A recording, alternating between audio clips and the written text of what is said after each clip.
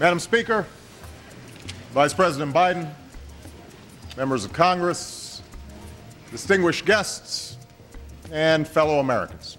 Watching the speech tonight, I wasn't sure whether this was Bill Clinton's third term or George Bush's third term. It was very Clintonian in the sense that there was something for everybody, a little government program here or there. Jobs must be our #1 focus in 2010. I'm also proposing a new small business tax credit. We should put more Americans to work building clean energy facilities. Give rebates to Americans who make their homes more energy efficient. Building a new generation of safe, clean nuclear power plants in this country. Continued investment in advanced biofuels and clean coal technologies. A national export initiative. We're nearly doubling the child care tax credit. And I want a jobs bill on my desk without delay.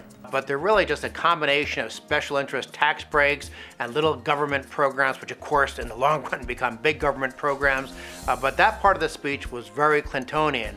The part of the speech that was very much like a George Bush third term was the fake language about fiscal responsibility. Families across the country are tightening their belts. The federal government should do the same. Our approach would bring down the deficit. Our deficit, bring down the deficit to start bringing down the deficit.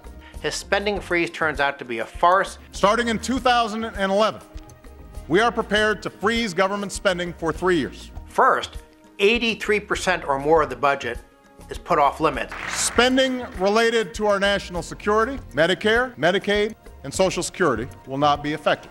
Social Security, Medicare, Medicaid, which are by far the fastest growing parts of the budget.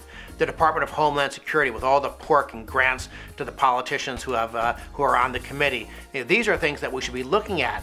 It's time to get serious about fixing the problems that are hampering our growth. The real solution, of course, is we don't want government to be making our tax code more complex. We don't want politicians to be making the burden of government spending even higher. And unfortunately, what we got for all 8 years of George Bush was that kind of policy, and now we're getting more of it under Obama. Now, one place to start is serious financial reform. Now, the House has already passed financial reform. I am not interested in punishing banks. The President is correct in that the House-passed financial reform bill does not punish banks. The fact is that it actually protects banks by creating a permanent bailout authority so that they can be bailed out repeatedly. And nor did it increase consumer protections actually apply to Wall Street. In fact, they exempt Wall Street, so Wall Street has nothing to fear from the House-passed bill. And if there's one thing that has unified Democrats and Republicans, and everybody in between, it's that we all hated the bank bailout. I hated it, I hated it, I hated it, you hated it. It was about as popular as a root canal. If the President truly hates bailouts, then one has to wonder why a feature of his financial reform plan is permanent bailout authority for the regulators such as the Federal Reserve and the Treasury. We need to invest in the skills and education of our people. Now this year, we've broken through the stalemate between left and right by launching a national competition to improve our schools. And the idea here is simple. Instead of rewarding failure, we only reward success. The so-called stimulus bill had $100 billion in it for education. Of that, only $4.35 billion was for something called the Race to the Top Fund. And that is the only amount out of $100 billion of stimulus that was intended to have school systems change things, try and reform things to get the money. That is a minute fraction of that stimulus. And where'd the rest of that money go? It went to enrich massively the status quo. Make sure no teachers lose a job, make sure no administrators lose a job, and make sure that every school district in America gets every single dollar they think they're entitled to, regardless of how badly they educate kids. Let's take that money and give families a $10,000 tax credit for 4 years of college and increase Pell Grants. There is perhaps no bigger vehicle that politicians try to use to buy middle-class votes than higher education and student aid, giving money away to people who want to go to college.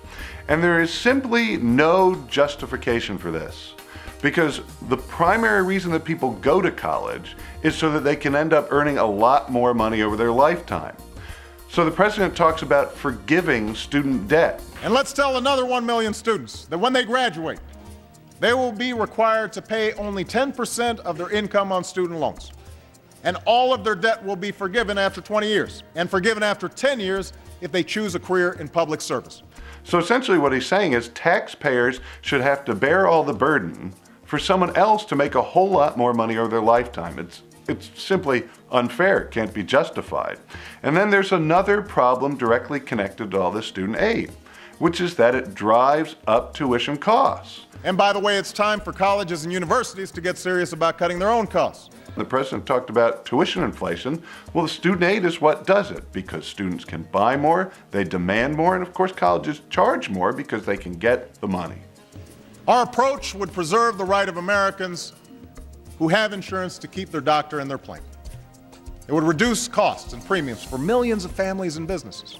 The Congressional Budget Office, no less, says that the plans before Congress would raise premiums.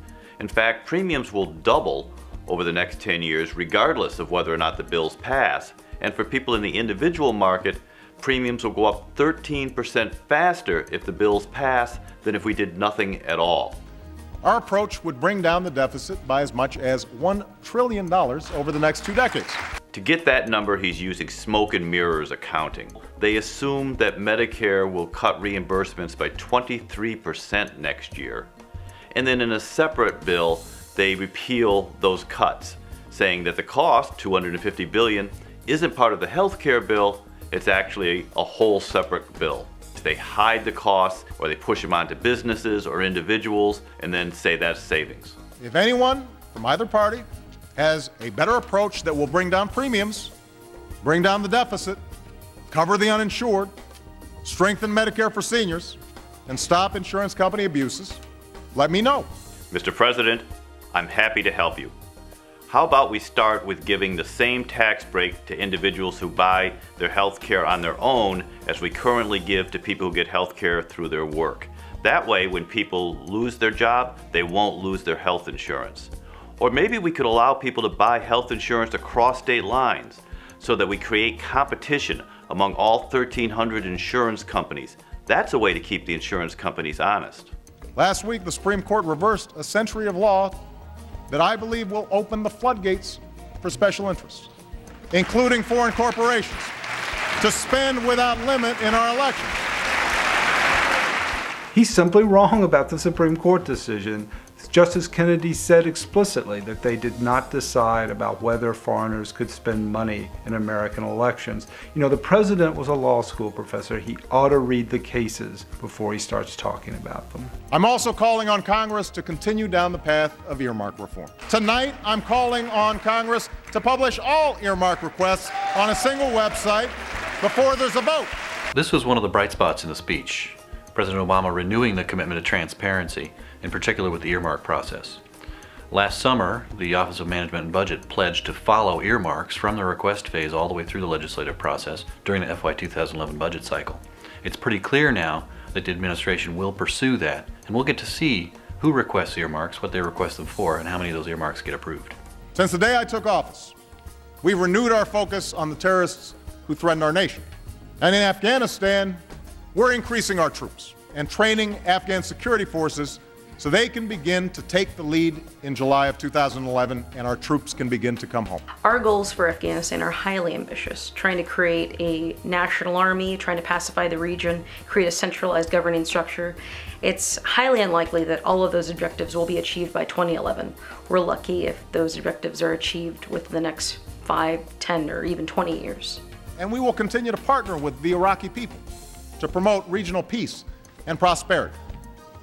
But make no mistake, this war is ending and all of our troops are coming home. I hope that the American public holds Obama accountable for the August withdrawal date that he set for U.S. troops from Iraq.